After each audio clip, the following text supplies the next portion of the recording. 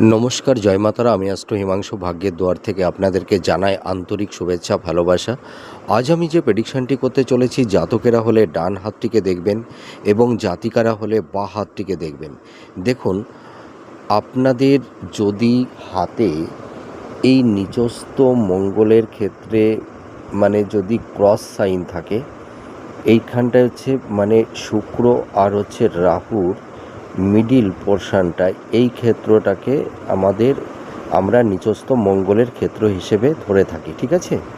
তা আপনারা যেসব জাতক জাতিকারা আছেন, আপনাদের যদি নিচস্থ মঙ্গলের ক্ষেত্রে যদি ক্রস সাইন থাকে, তাহলে দেখবেন আপনারা উত্তরাধিকার সূত্র থেকে বা পৈতৃক সম্পত্তি থেকে আপনারা অনেক সময় বঞ্চিত হয়ে যান। এবং কিছু কিছু ক্ষেত্রে এও দেখা যায়, সেই সব জাতক বা জাতিকারা পিতার ভূমিতে এরা বসবাস করতে পারে না। এদের হয়তো সেই পিতৃভূমি বা পিতার সেই ভূমি ছেড়ে তাদের অন্যত্রে হয়তো ভূমি বা ল্যান্ড কিনে তাদের বাড়ি তৈরি করতে হয়।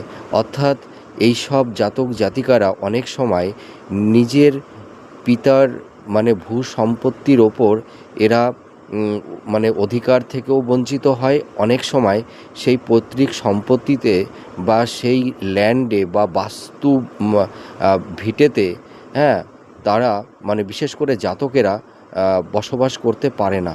তারা পিতার দিক থেকে ভূ সম্পত্তি থেকে অনেক সময় এরা বঞ্চিত হয়ে থাকে। আপনারা মিলে দেখুন এই প্রেডিকশানটি কতটা ম্যাচ করছে। নমস্কার, জয় মাতারা।